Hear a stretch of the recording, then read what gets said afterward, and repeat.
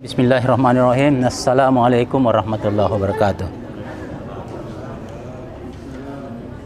Saudara-saudara jamaah Jamiatul Khair, kaum muslim muslimat, dan juga warganet dimanapun Anda berada saat ini.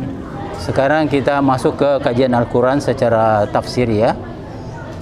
Adapun ayat yang kita bahas adalah surat Yasin, surat populer ya.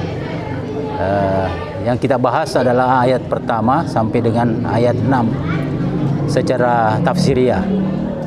Sebelum kita bahas secara bersama, mari kita membaca secara bersama-sama. Tafadhal. A'udzu billahi minasy syaithanir rajim.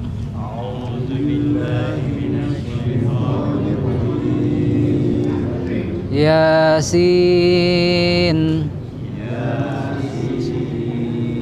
wal Qur'anil Hakim innaka laminal mursalin ala siratim mustaqim tanzilal azizir rahim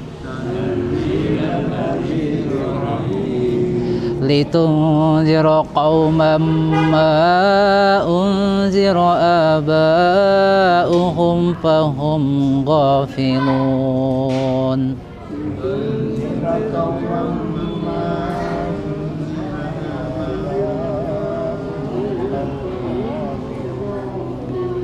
Sadaqallahul azim. Bismillahirrahmanirrahim. Assalamualaikum warahmatullahi ta'ala wabarakatuh. Waalaikumsalam. Maaf, saya juga pernah mendengar apa yang diucapkan oleh Ustaz narasumber bahwa pertama dulu kata Yasin. Kata Yasin itu memang belum ketemu pendapat. Ada ulama mengatakan Yasin itu, ini sesuai referensi yang saya pernah dengar, adalah Al-Quran.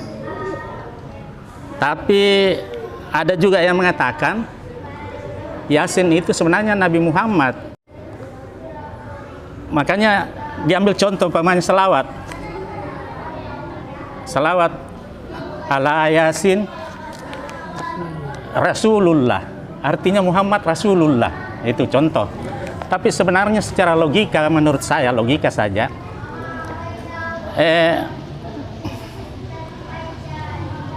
Quran ini kan petunjuk.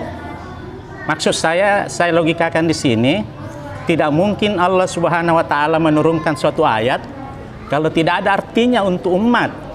Hanya kita belum menemukan apa itu sebenarnya Yasin. Sehingga penerjemahannya masih liar. Ada yang mengatakan Al-Quran, ada yang mengatakan itu Muhammad.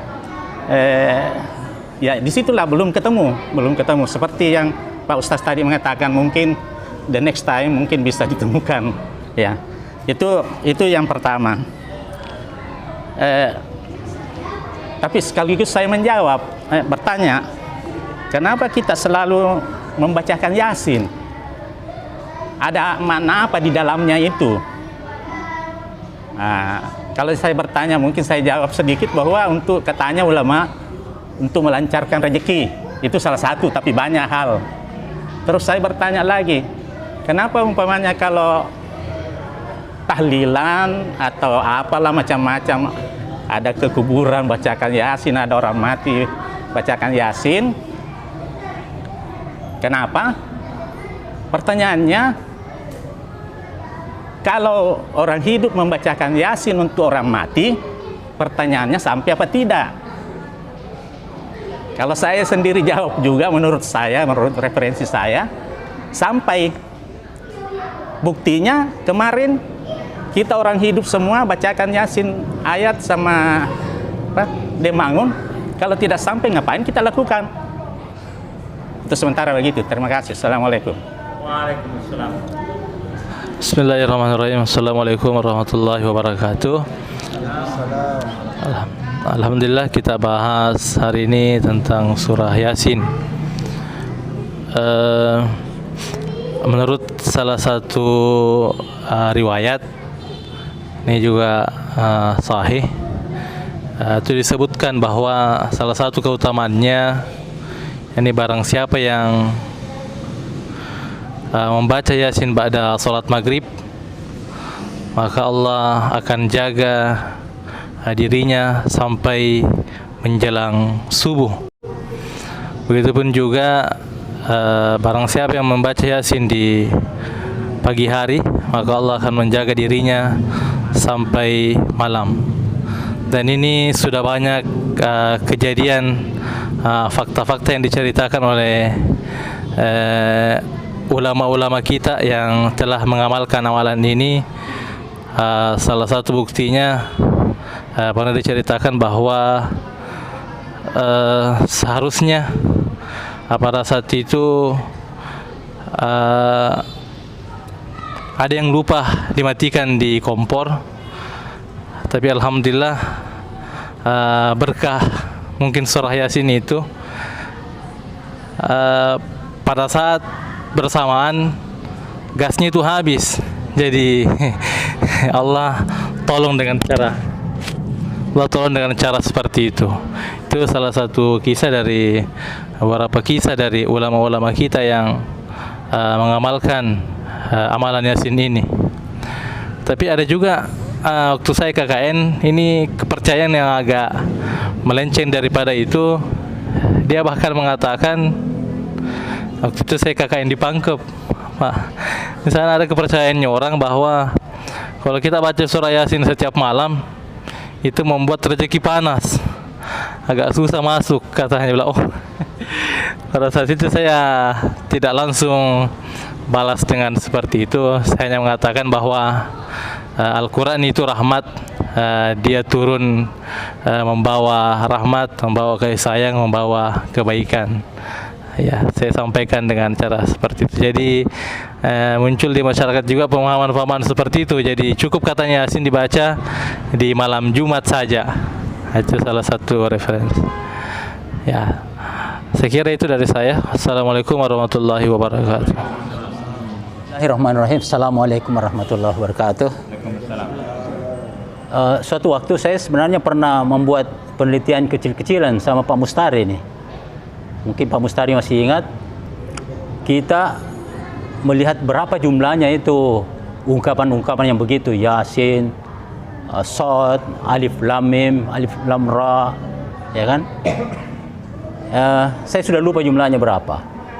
Tetapi dari penelitian itu, saya melihat setelah ungkapan itu 3 ayat atau 4 ayat sesudahnya itu menyangkut 2 hal. Yang pertama, kalau dia tidak sebut kitab, dia sebut ayat. Nah, jadi ya itu ungkapan sebenarnya memang menyangkut dengan kitab itu, ayat atau tanda-tanda dari Allah Subhanahu Wa Taala.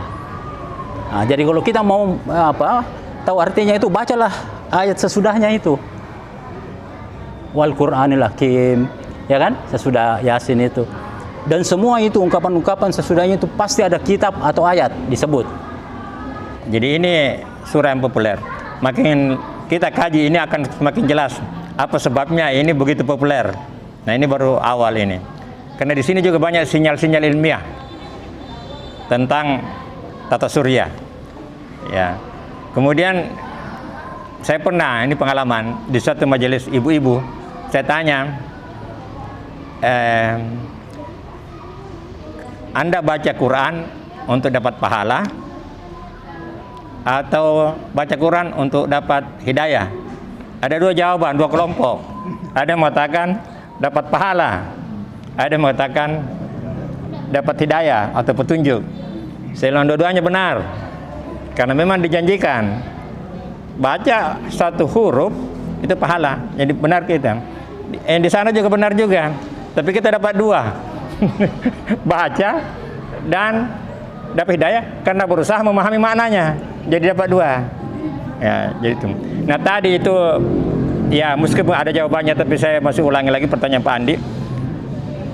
Quran itu untuk orang hidup, orang mati tidak bisa dengar lagi pahalanya. yang bisa sampai ke orang mati. Dan itu Quran ada doa di situ. Itulah sebabnya kalau dibaca itu Yasin itu banyak doa, banyak pengharapan. Jadi itu ia akan memberikan benefit, manfaat kepada sang mayat. Dia tidak dengar lagi, tetapi imbalan pahalanya. Apalagi kita niatkan gitu. Jadi itu Pak dia. Ya, makasih, barangkali bisa ditambahkan lagi. Assalamualaikum warahmatullahi wabarakatuh. Terima kasih atas kesempatan yang diberikan. Berbicara tentang tadi huruf muqatta'ah, dikatakan huruf muqatta'ah, huruf yang sepotong-sepotong. Yang saya pahami sebagaimana yang disampaikan tadi Ustadz Nur Samsu, bahwa ulama terbagi tentang huruf Yasin itu. Ada yang mengatakan seperti yang disebutkan, bahwa ya itu huruf nida, kemudian sin itu insan, ya insan, kemudian macam-macam. Dan kebanyakan sebagaimana disebutkan tadi Ustadz, kebanyakan yang tidak mengetahui maknanya, hanya Allah saja yang mengetahui. Nah, pertanyaannya tadi sebagaimana tadi pertanyaannya Pak Andi Herman, bahwa tidak mungkin Allah Subhanahu wa taala menurunkan tidak ada maknanya. Iya. Maka ada jawabannya dari para ulama. Ini yang saya pernah baca, walau mungkin bisa di cross check nanti di Ibnu Katsir. Dia mengatakan bahwa itu kan Al-Quran diturunkan bahasa Arab di bangsa Arab. Bangsa Arab pada waktu itu dia punya sastra yang kuat sekali, sehingga dia bisa bikin syair-syair. Sehingga ketika diturunkan ini, apa gunanya? Ini sebagai mukjizat untuk menantang orang-orang Arab, bahwa bisakah engkau bikin Al-Quran seperti ini? Iya, karena Al-Quran itu dari bahasa Arab. Iya, sehingga huruf-huruf muqatta itu yang di Al-Quran itu hanya Allah yang tahu, tidak ada yang tahu, sehingga tidak ada yang mampu bisa bikin Al-Quran seperti Al-Quran seperti itu. Itu tuh. Sementara jadi makanya seperti yang disampaikan tadi Pak Ismail, setelah huruf-huruf muqatta itu yang dibicarakan itu tentang keagungan Al-Quran. Iya, keagungan Al-Quran, bahwa Al-Quran itu agung, tidak ada yang bisa buat. Coba kita lihat pertama dari Alif Lam Mim Al-Baqarah, langsung menyebutkan tentang keutamaan Al-Quran. Zalikal kitabul la raiba fi. Kemudian setelah itu kalau tidak salah di surah Al-Imran. Al-Imran juga Alif Lam Mim Allahu la ilaha illa huwal hayyul qayyum. Kemudian nazzala 'alaikal kitaba, menyebutkan juga tentang Al-Quran. Kemudian di surah Al-A'raf ya, Alif Lam Mim Shad, menyebutkan juga kitabun unsila ilaika fala yakun. Kemudian setelah itu surah Yunus. Surah Yunus juga menyebutkan itu, kitabun, terus sampai termasuk ini. Jadi semua setelah ayat itu menyebutkan tentang keagungan Al-Quran. Maka dijelaskan itu para ulama, maka ini untuk menantang orang-orang Arab pada waktu itu yang katanya jago syair, dan bisa tidak kau bikin Al-Quran seperti ini? Ternyata tidak bisa, karena seperti itu.